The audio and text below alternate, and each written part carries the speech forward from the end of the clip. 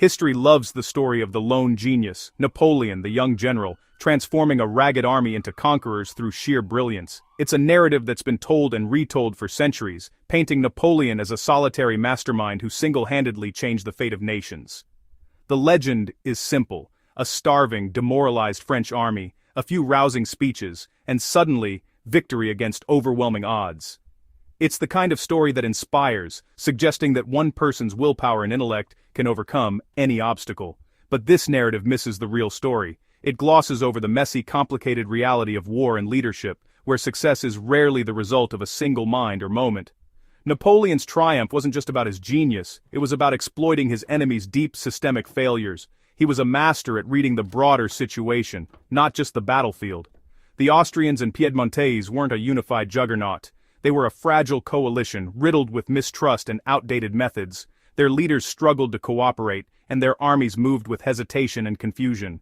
Napoleon's true brilliance was seeing the cracks in their alliance, and striking before they could react. He understood that timing and adaptability could be just as decisive as strategy. The Italian campaign wasn't just a tale of one man's genius. It was a clash between a flexible, modern approach and a rigid, crumbling system. Napoleon's army moved with speed and coordination, while his enemies clung to old habits and slow decision-making. By focusing only on the hero, we miss the real dynamics of the conflict. The outcome was shaped by teamwork, innovation, and the ability to adapt to changing circumstances. Napoleon's victory was as much about his enemy's weaknesses as his own strengths. The failures of the coalition gave him opportunities that he seized with relentless energy. The real lesson? Greatness isn't just about individual genius. It's about understanding and exploiting the system you're up against. True leaders see the whole chessboard, not just their own pieces. The myth of the lone genius is powerful, but the truth is far more interesting. It's a story of collaboration, timing, and the ability to recognize opportunity where others see only chaos. The Italian campaign is a story of a new way of war defeating the old. It's about the rise of modern strategy and the fall of rigid tradition, and that lesson echoes far beyond the battlefields of 18th century Italy. It reminds us that history is shaped not just by individuals, but by the systems they navigate and the opportunities they seize. The legend begins with Napoleon inheriting a starving, neglected army, an army that had been battered by months of hardship and defeat, its spirit nearly broken by hunger and exhaustion. These men were on the brink of collapse, their faith in victory fading with each passing day. The soldiers were unpaid, poorly equipped, and barely surviving. Many wore uniforms in tatters, and their rations had long since run out. Into this desperate scene rode Napoleon, young, ambitious, and brimming with energy and determination. He promised them not just survival, but glory and riches, transforming their despair into a flicker of hope and purpose. Napoleon quickly reorganized supplies, cracked down on corruption among the officers, and inspired his men with both revolutionary ideals and the promise of reward for their sacrifices. The story credits Napoleon's charisma and willpower for the army's revival, painting him as a near-mythical leader who single-handedly turned the tide. But the truth is more complex than legend suggests. Yes, his leadership mattered, but so did the soldiers' revolutionary spirit, their hunger for change, and their belief in a new France. Napoleon's real genius was channeling that restless energy, focusing it into disciplined action. He didn't conjure it from nothing, but he knew how to ignite it. With a newly motivated force, he launched a rapid and daring offensive, outmaneuvering larger, better-equipped enemies who underestimated his resolve. In just 2 weeks, he knocked Piedmont out of the war, stunning Europe with his speed and audacity. The Austrians, caught off guard, were sent retreating in confusion and disarray. The legend of the military genius was born, and news of his victories spread like wildfire, capturing the imagination of a nation. But this is only half the truth, and the full story is far richer and more nuanced.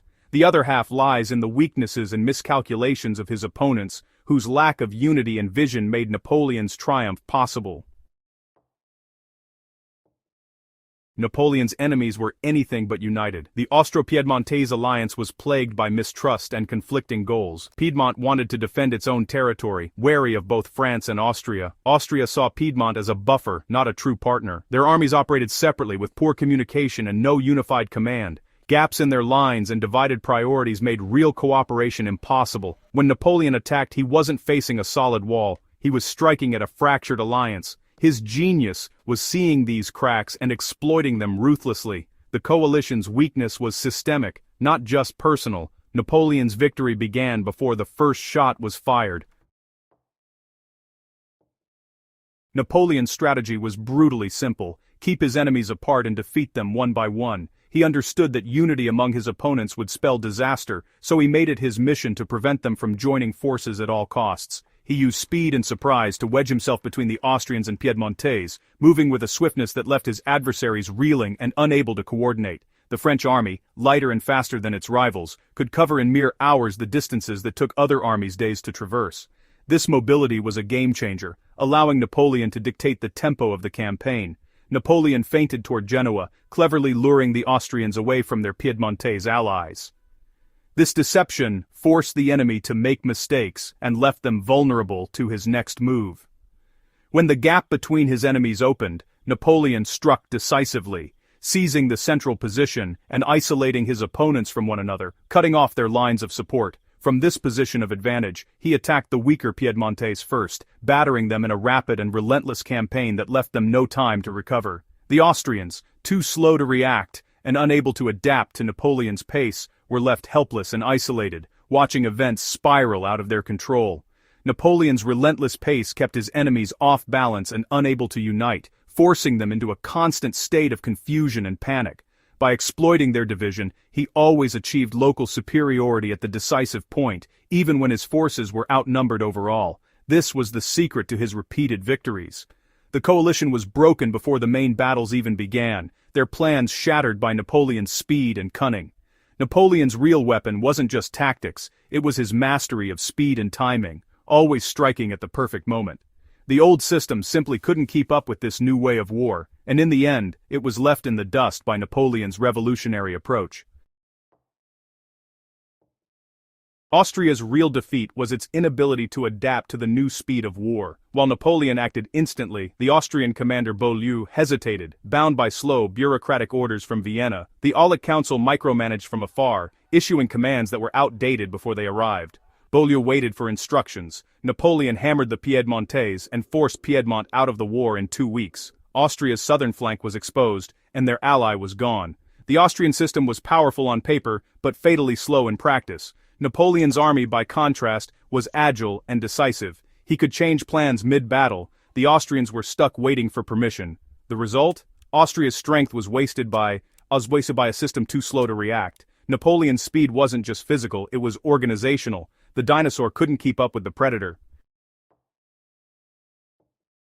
With Piedmont defeated, Napoleon turned to the Austrians. Austria sent wave after wave of relief armies, each outnumbering the French on paper. But every time they repeated the same mistake, dividing their forces. Napoleon seized the opportunity, abandoning sieges and concentrating his army to defeat each enemy column in turn. He crushed Quasdanovich at Lonato, then turned and beat Wurmser at Castiglione. The Austrians were stunned by the French speed and flexibility. This pattern repeated. Austria split its armies. Napoleon destroyed them piecemeal. Even when outnumbered, he fought isolated enemy groups, never the full force at once. The Austrians' inability to coordinate doomed them. Napoleon's method was simple: defeat the enemy in pieces, never as a whole. The campaign became a masterclass in exploiting division. Austria's numbers never mattered, only their disunity. Napoleon wasn't just fighting Austrian soldiers, he was fighting their entire system. The Austrian command was centralized, slow, and inflexible. Generals waited for orders from Vienna, paralyzed by bureaucracy. Napoleon's strategy was to create chaos, forcing the Austrians into situations their system couldn't handle. At Rivoli, Austria's complex plan required perfect timing, but Napoleon struck the main column, then rapidly shifted to crush the others. The French, under a single decisive commander, could react instantly. The Austrians, divided and slow, were always a step behind. Napoleon's real advantage was his operating system: speed, autonomy, and adaptability. The Austrians lost not for lack of courage, but because their system couldn't keep up. Napoleon weaponized decision-making itself. In war, how you think is as important as how you fight. Austria didn't lose because its soldiers were weak or its generals incompetent. Their army was professional and brave, but their system was obsolete. The fatal flaw was their slow, centralized decision-making. Orders from Vienna arrived too late, leaving generals hesitant and confused. Napoleon, by contrast, made decisions on the spot. The Austrians also failed to unify their command, constantly dividing their forces. Their doctrine focused on holding territory, not destroying the enemy. Napoleon's philosophy was the opposite: concentrate force, seek decisive battle, and let territory follow. The Austrian strength was wasted by their own rigidity. Napoleon's clarity of purpose and speed overwhelmed them. They brought more troops but never at the right place or time. The real defeat was systemic, a failure to adapt to a new kind of war. Napoleon's victory was the triumph of a new way of thinking. The Italian campaign was more than Napoleon's first triumph. It was a turning point in military history. Its lesson is timeless. Even the most powerful systems can collapse if they can't adapt. Austria, a great power, was humbled by a nimble, flexible opponent. The principle, adapt or perish, applies everywhere. In business, slow giants are toppled by agile startups. In technology and society, old institutions crack under the strain of rapid change. Strength and tradition become weaknesses if they prevent adaptation. Napoleon's campaign is a case study in disruption. He didn't just have a better plan. He embodied a new system for a new era. The Austrian system was built for a world that no longer existed. The lesson: question your organization's structure and culture constantly. In a changing world, adaptability is the ultimate advantage.